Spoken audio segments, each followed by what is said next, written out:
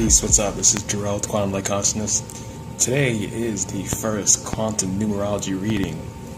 Alright, so I'm using a deck by Christine Bengal and Patrick Stahl called Numerology, Library of Oracles. You can see that. There it is. It's a good deck. It goes into the physics and the basics of like Pythagorean numerology and like relationship and the partnership of numbers and how they relate to soul archetypes and how they relate to individual personality archetypes and also how they lead to the circumstances and the synchronizations that you may find yourself on your soul's path at this time.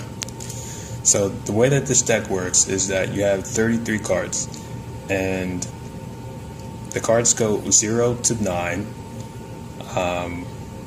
with 0 being the all-encompassing center and 9 being the spiral upward.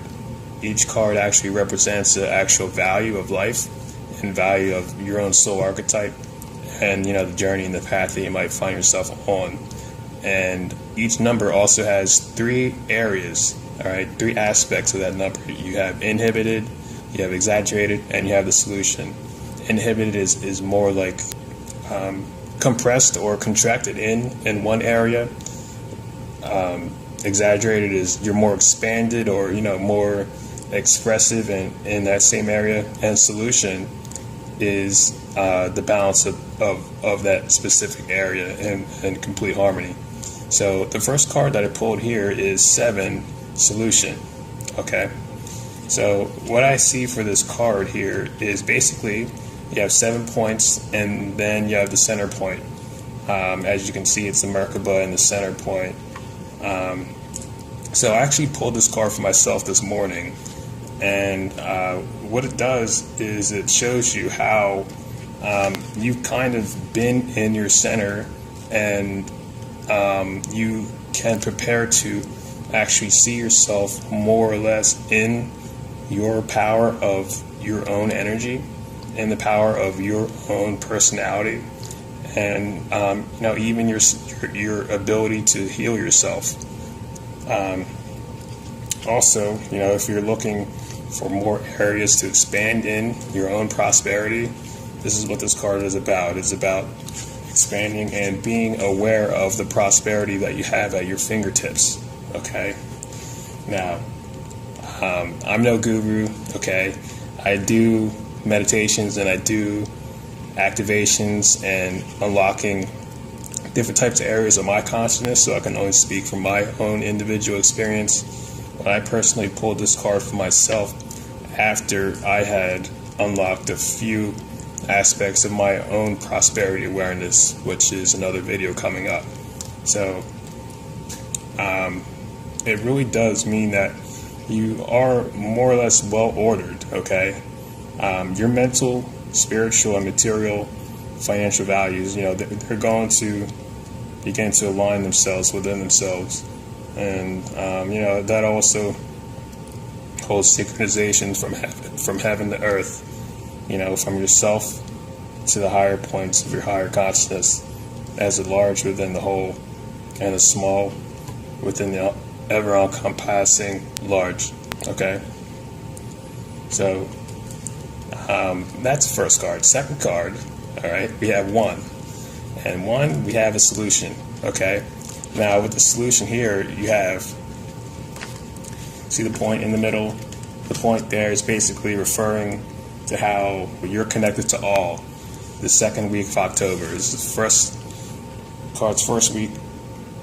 Second week of October, number 1 here. You're the one. Okay, you're connected. You're balanced. You're walking in your center. Still, second week of October. All right, you're including all your directions that you can take, and you're quite radiant. All right, in your center. All right, that's what that 1 is. That 1 point. All right, you're connected to the universe, and you're aware of your own uniqueness and your own individuality. Okay, this is a beautiful card because honestly, it kind of reminds me of waking up out the Matrix. Okay, you are the one to change the environment around you, including yourself, including any circumstances that you may find yourself in, any type of situational, aspects that need to be cleaned up, reflecting past manifestations when you're on a lower vibration or a lower timeline or bandwidth that you were, just more or less still working on yourself in. And it's all about confidence. It's all about confidence, being you in your own center, in your own self, that individual expression, while knowing that you're still all connected to the one, because all is one, all is love. So, that's a good second week. So, third card we have here. We have the 9, and the 9 is exaggerated, okay? Now, I've only pulled this card for myself once, and it's kind of like, when you pull this card, you kind of understand, like, why you pulled this card, because the 9 in numerology expresses upwards, the upward spiral, okay? That upward spiral is your ascension, your spiral upwards, back up to divine, back up from 3D to 5D, up to your ascension path, and continuing on while you're walking around in a physical vessel. All right. So when this card is exaggerated, you're kind of expressing that in yourself, in your self-embodiment of your own soul frequency. Walking in your own fifth dimensional scape of awareness.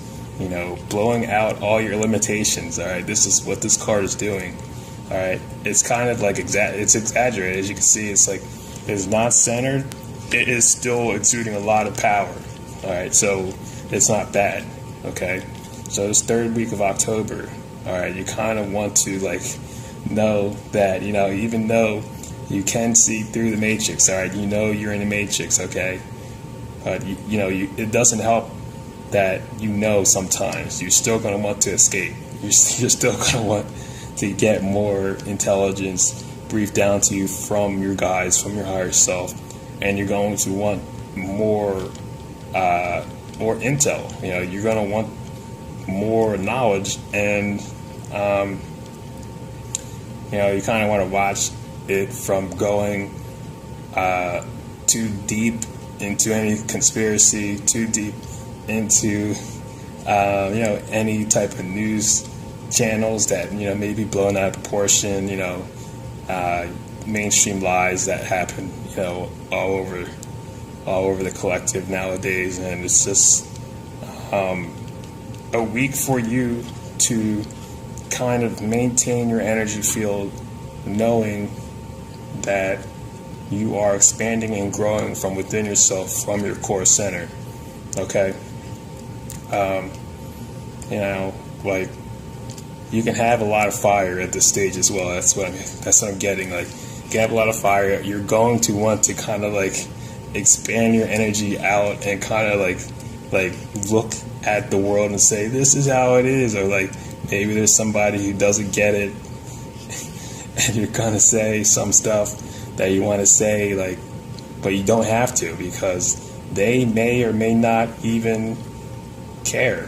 They may or may not even be able to comprehend the type of frequency and vibration that you are forwarding to them.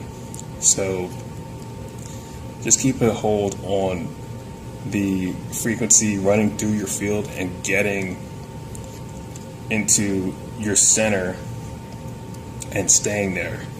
And making sure that you're continuing basics of mind, body, spirit, being that, they're all connected. It's kind of like those three triangles do represent mind, body, spirit. You want to stay in your center, all right, with the heart at the center. The next card we have is number 2.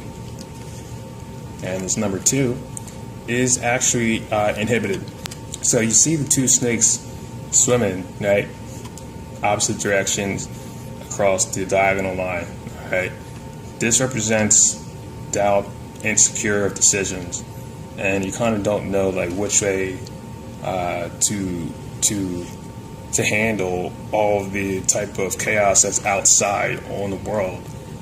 Again, just stay in your center.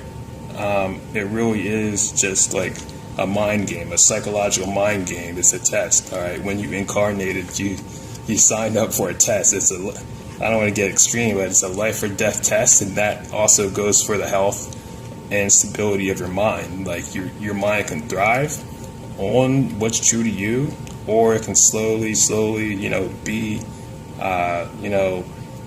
consumed by just all types of manipulation and negativity and false truths that would just isolate you into a timeline that others will refuse as false. So only you can know that for yourself. Only you can decide for yourself in this 4th week of October. Okay, so don't be passive. All right, make sure you stick to that explosive energy. All right, you know that you have a fire inside your chest, and that fire is burning up. Like, it's not burning uncontrollably. Like, it's expressing itself. You have the handle. You're still in your center. All right, but you still know that you control your energy. You control what you put your attention on, and what you put your attention on has the most power only to what you give it. All right, so make sure you're handling your attention with great discernment. All right, because what I'm getting right now is confusion, lies, deceit outside, like in like the mainstream of society. It's only going to compound on itself. If you're a person that can easily get wrapped up in that, just make sure that you don't. Just make sure that you understand who you are, and at the end of the day, it's really the feeling that you have in your heart that no one can take away from you, that you are an eternal being, and that you have become more or less a being of light to shine outwards into darkness, to clear up and bring more order to the confusion and disillusion. However you may do it, however you may feel most comfortable, it's your responsibility to do that in your life, just even if it's just for you.